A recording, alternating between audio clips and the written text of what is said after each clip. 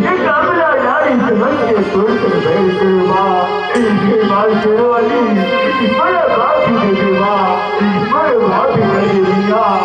बड़ा बड़ी चढ़ी कमर पे डाल के बना ले माँ बड़ा बड़ी चढ़ी कमर पे डाल के बना ले माँ बड़ी चढ़ी कमर पे डाल के बना ले माँ बना ले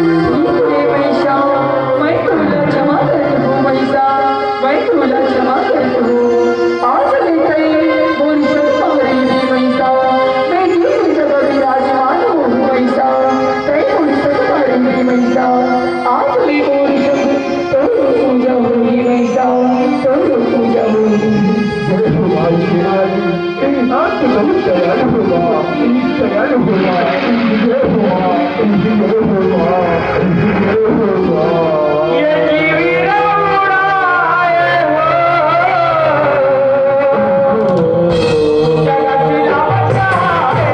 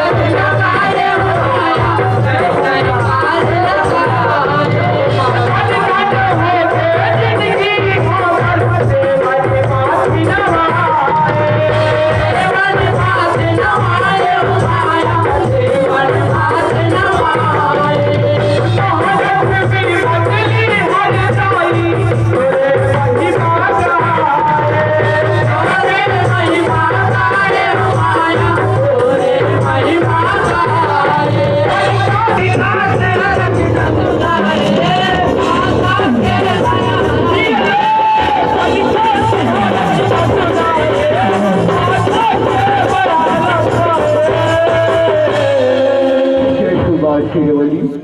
जय हो माँ जय ये देवता धनी बनके ये ऋषि मुनि बनके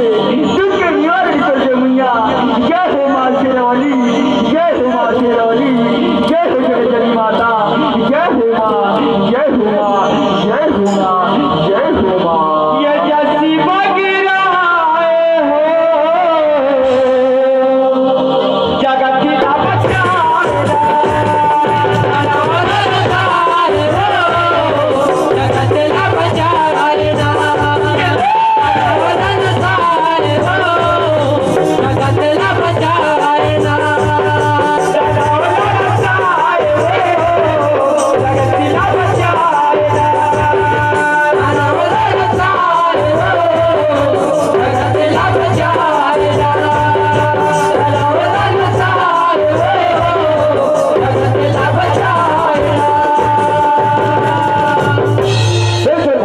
भैया की जय भैया